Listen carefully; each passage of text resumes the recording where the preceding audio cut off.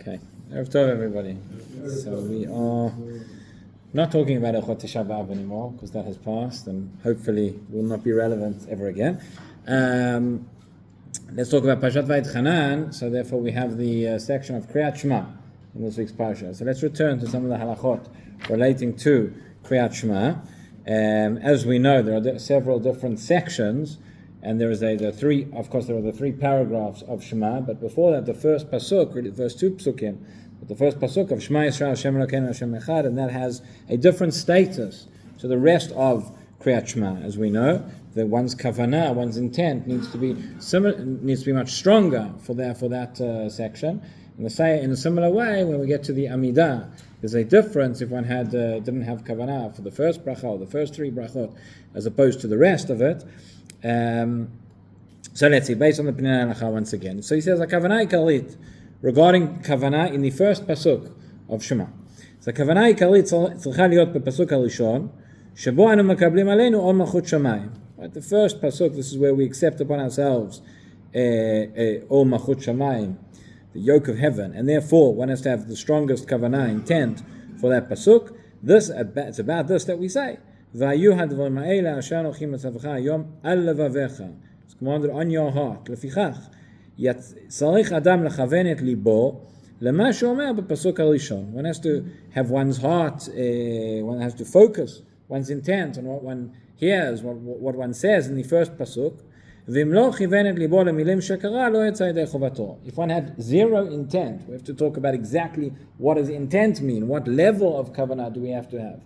But if one did not have any kavanah at all, one just mumbled the words without knowing what they mean, without thinking what they mean at all, so one has not fulfilled the mitzvah of Kriat Shema. One would have to say it again. It relates to the first pasuk. Even if one understands the meaning of each word, and the full meaning of each word, nonetheless, one should try and keep one's attention focused, which is not always so easy, but not to be distracted by anything, certainly not in the middle of that pasuk. So, b'diavad,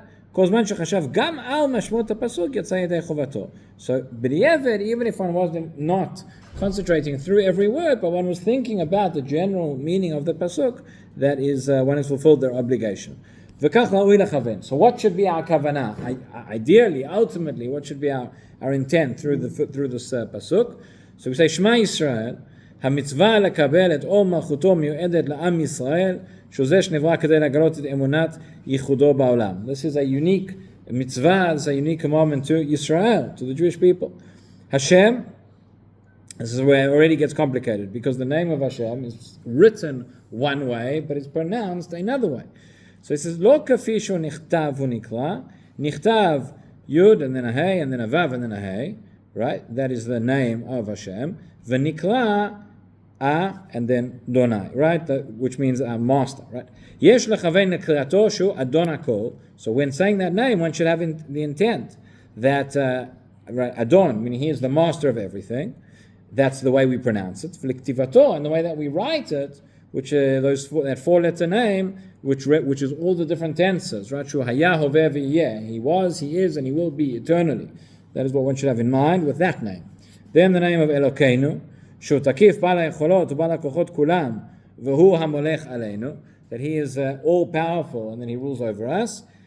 וכשאמר אחד, when we say the final word of אחד, meaning one, יכוון, שהוא היחיד המולך בכל העולם, have intended that הקדוש ברוך הוא is the one, he is the only one who rules over the world, בשמיים ובארץ, the entire world, בשמיים ובארץ, and ובארבע לוחות העולם, in all four directions.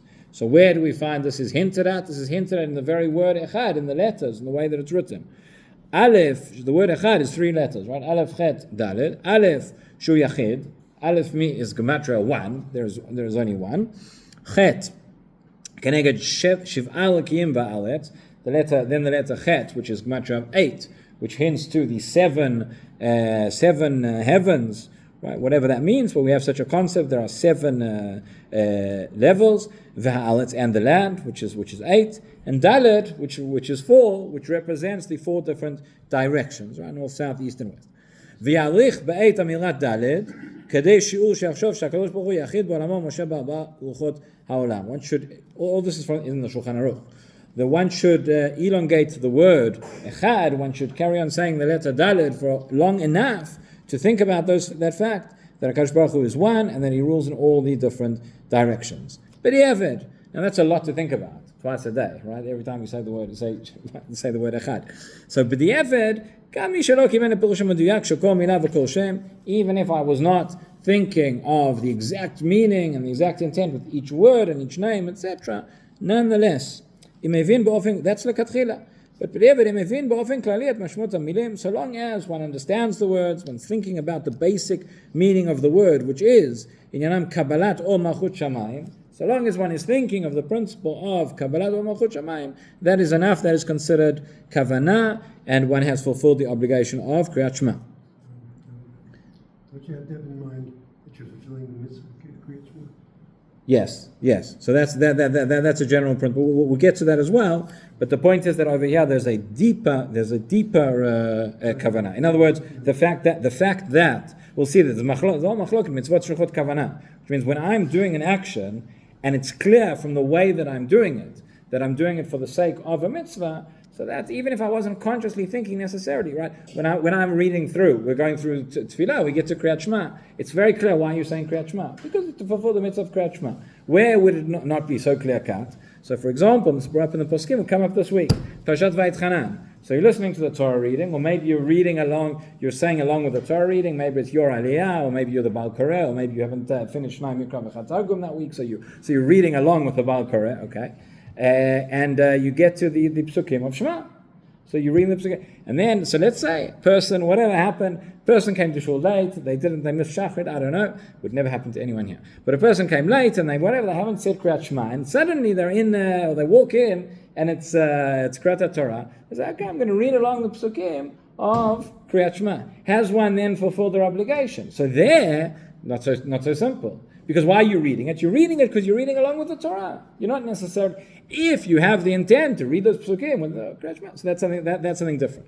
But generally speaking, when we are reading from the Siddur, like we'll do in a few moments, even if I wasn't consciously thinking right now, Hareini Muchanu Muzaman L'Kiyam Mitzvah, better to think that, of course. But if you would ask that person afterwards, why did you say Kriat Shema? What do you mean, why did I say Kriat Shema? It's part of davening, it's part of the mitzvah. You have to say, okay, so that's enough. But what we're saying here is more than that. That's by every mitzvah, by the way. Every mitzvah that we say, you have kavanah to fulfill the mitzvah. But sometimes you have a mitzvah where in over and above the general kavanah of fulfilling the mitzvah, there's a certain kavanah that I have to have. So when I say Kriat Shema, I have to have the kavanah, not just that I'm saying fulfilling the mitzvah of Kriat Shema. Already, what is the mitzvah of Kriat Shema about? It's about kabbalat or malchut shamayim. So I need to have intent when I read that first pasuk that is part of my that I'm fulfilling kabbalat or malchut shamayim.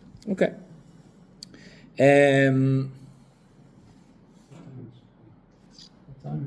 2 minutes. Okay.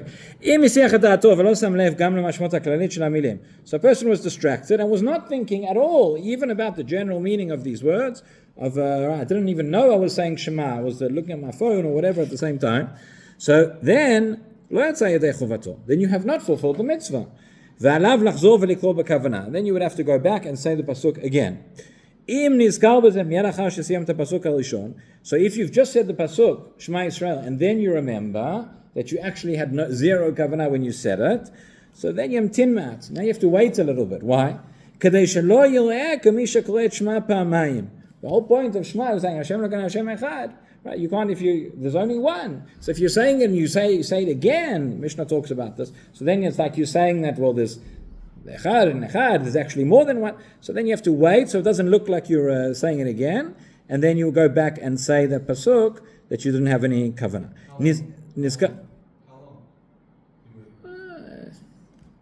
Matt. Enough so that it's clear that it's not one retzef, there's not one sequence.